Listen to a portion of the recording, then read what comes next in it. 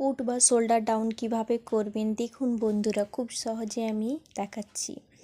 এরকমভাবে সামনা পার্ট এবং পিছন পার্টটি রেখে দেবেন, দুটো অ্যাটাচ করে নেবেন। এখনও আমি নেক সেলাই করা হয়নি, তো জাস্ট আমি দেখিয়ে দিচ্ছি। এরকমভাবে দুটো সেট করে নেবেন, তারপর আপনি কাটিং করে নেবেন।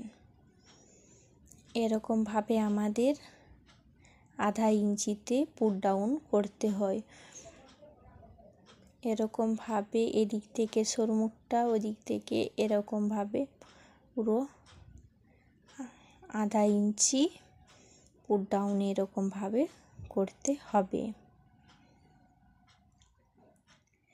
যদি আমাদের ডিপ নেক হয় তাহলে পুট ডাউন আলাদা রকম হয়, সেটি আমি নেক্সট ভিডিওতে দেখাবো।